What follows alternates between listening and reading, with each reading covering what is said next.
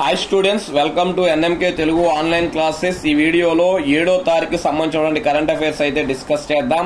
Already July 6వ తారీఖు సంబంధించినటువంటి కరెంట్ అఫైర్స్ అయితే పోస్ట్ చేశాను. ఎవరైనా చూడకపోతే గనక ఖచ్చితంగా ఆ వీడియో కూడా చూడండి, ఒక లైక్ అయితే చేయం. ఓకే, ఇంకా ఆలస్యం చేయకుండా మనం 7వ తారీఖు కరెంట్ అఫైర్స్ లోకి అయితే వెళ్ళిపోదాం. ఫస్ట్ బిట్, బ్రిటన్ దేశ నూతన ప్రధానిగా ఎవరు నియమితులయ్యారు?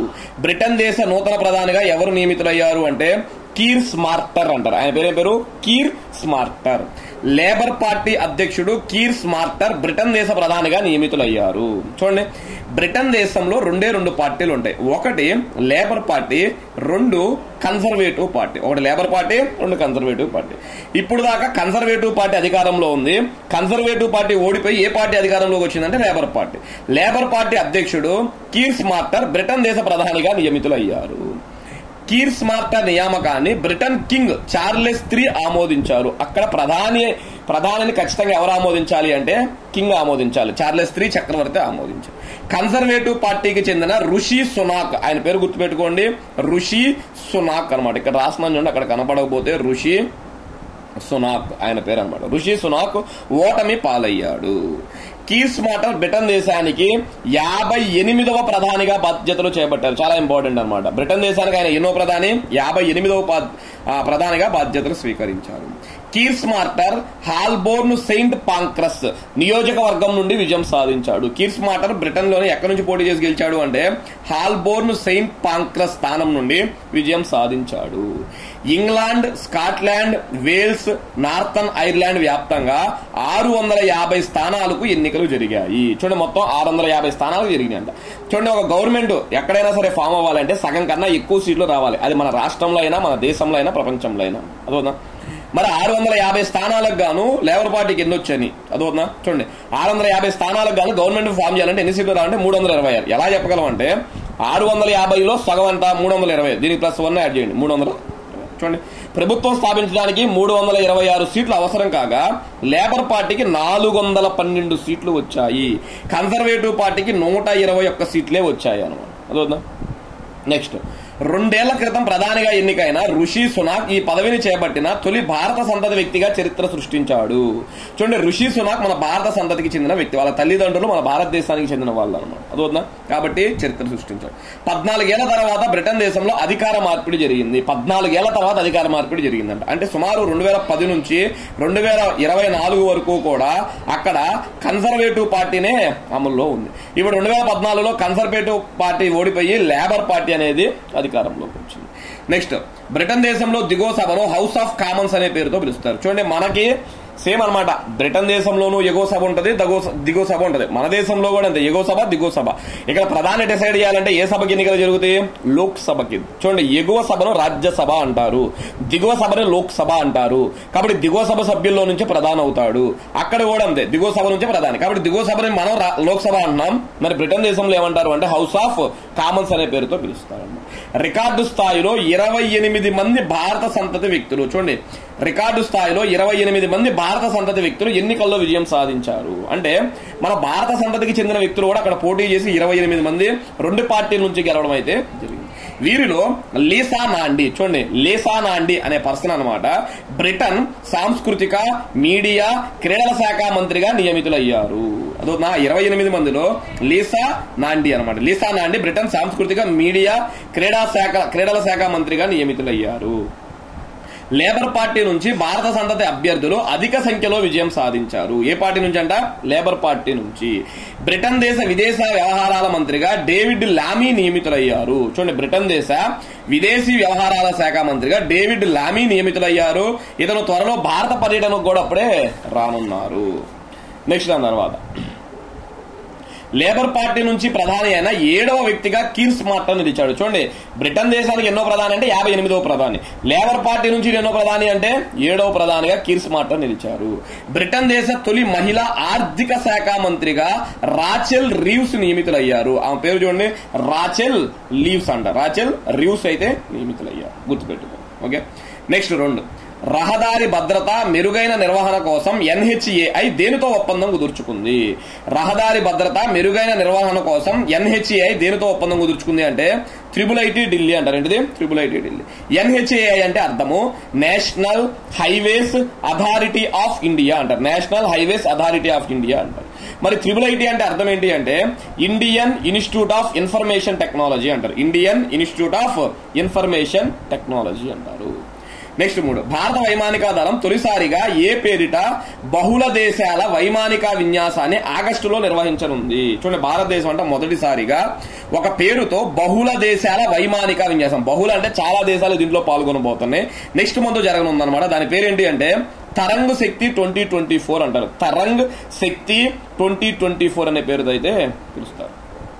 నెక్స్ట్, ఎవరి నేతృత్వంలో లోక్సభ హౌస్ కమిటీను స్పీకర్ ఓం బిర్లా ఏర్పాటు చేశారు? చూడండి, లోక్సభలో కమిటీ ఉంటుంది, దాన్ని లోక్సభ హౌస్ కమిటీ అంటారు.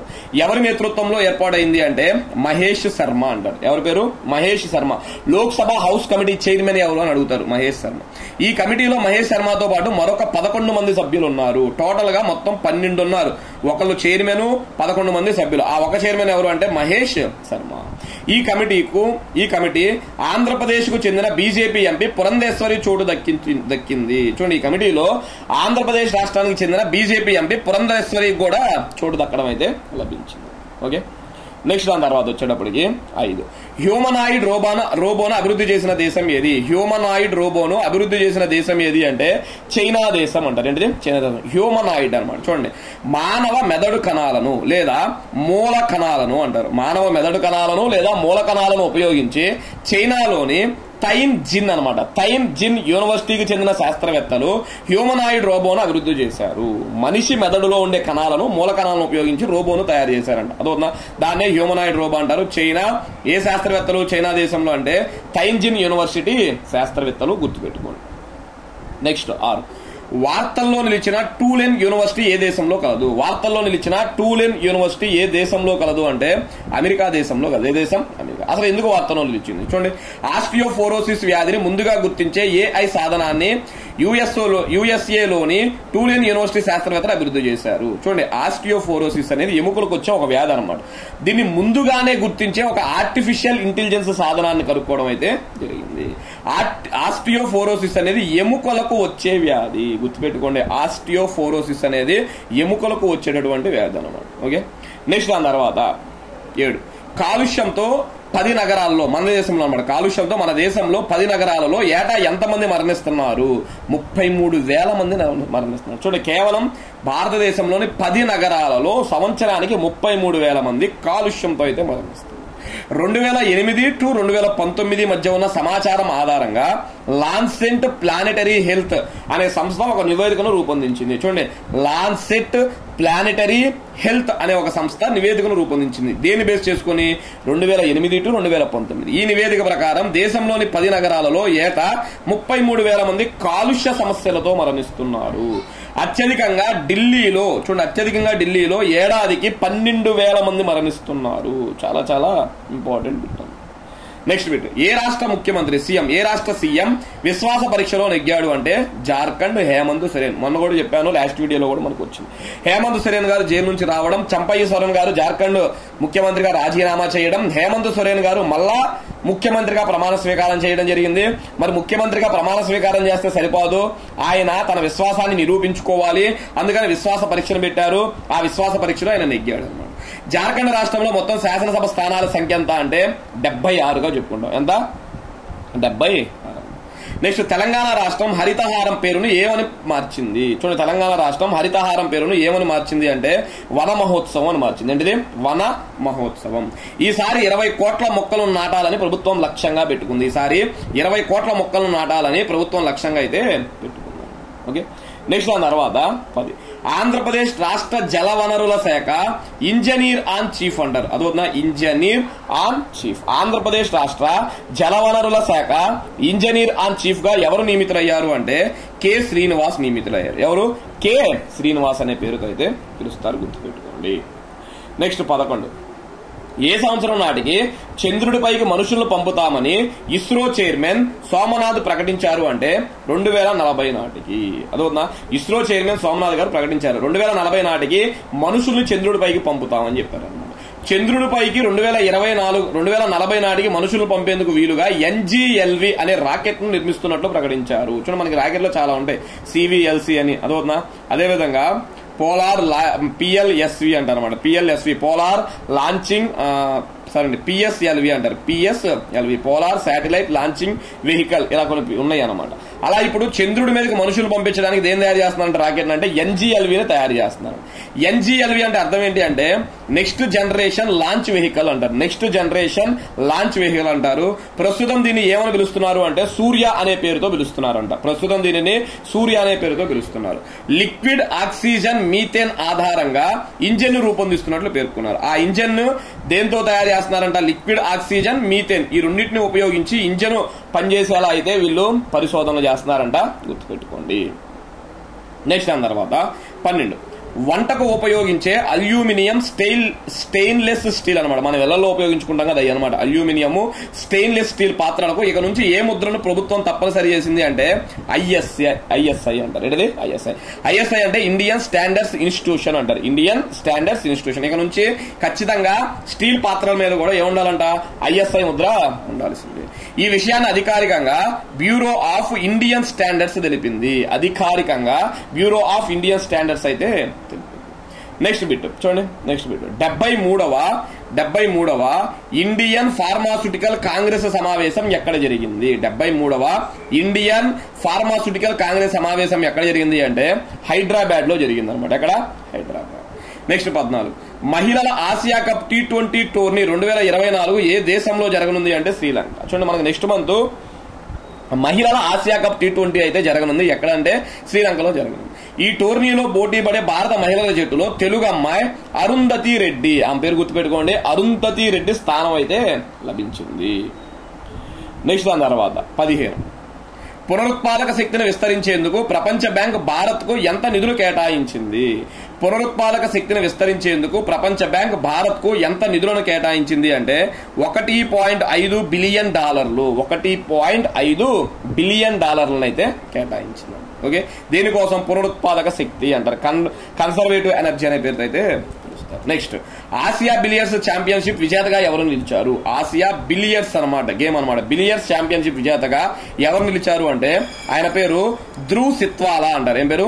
ధ్రువ్ సిత్వాలా అనే పేరుతో అయితే పిలుస్తారు. ఫైనల్ మ్యాచ్ లో పంకజ్ అద్వానీని ఓడించి టైటిల్ సాధించాడు. ఫైనల్ కి ఎవరెవరు వెళ్లారు? ధ్రువ్ సిత్వాలా మన ఇండియాను, పంకజ్ అద్వానీ కూడా మన ఇండియన్, ఇద్దరు వెళ్లారనమాట. పంకజ్ అద్వానీ ఓడిపోయి ధ్రువ్ సిత్వాలా అయితే గెలిచారు. ఓకే, నెక్స్ట్ క్రికెట్ లో అన్ని ఫార్మాట్లకు రిటైర్మెంట్ ప్రకటించిన మహమ్మదుల్లా రియాద్, ఆయన పేరు అనమాట. మహమ్మదుల్లా రియాద్ ఏ దేశ క్రికెటర్ అంటే బంగ్లాదేశ్. ఏ దేశ cricketer? Bangladesh cricketer. Next Bandhan bank తాత్కాలిక, చూడండి, బంధన్ బ్యాంక్ తాత్కాలిక CEO అండ్ MDగా ఎవరు నియమితులయ్యారు? CEO అంటే చీఫ్ ఎగ్జిక్యూటివ్ ఆఫీసర్, MD అంటే మేనేజింగ్ డైరెక్టర్ గా ఎవరు నియమితులయ్యారు అంటే రతన్ కుమార్ కేస్ అంటారు. రతన్ కుమార్ కేస్ అంటారు.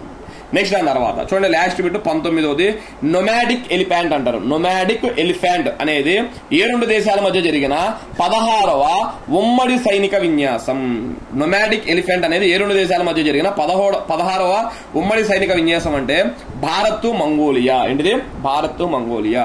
ఈ సైనిక విన్యాసం మేఘాలయలోని ఉమ్రోయ్ అంటారు. ఆ ప్రాంతం పేరు ఉమ్రోయ్, UMROI. ఉమ్రోయ్ అనే ప్రాంతంలో అయితే జరిగింది. మన దేశంలోనే జరిగింది, మేఘాలయ రాష్ట్రంలో జరిగింది, ఉమ్రోయ్ అనే ప్రదేశంలో అయితే జరిగింది. ఓకే, ఇవి స్టూడెంట్స్ మనకి 7వ తారీఖు సంబంధించినటువంటి కరెంట్ అఫైర్స్ అన్నమాట. నెక్స్ట్ వీడియోలో ఈ 8వ తారీఖు సంబంధించినటువంటి కరెంట్ అఫైర్స్ ను కూడా రాసేసాను, మీ ముందుకైతే తీసుకొస్తాను. Okay, thank you students.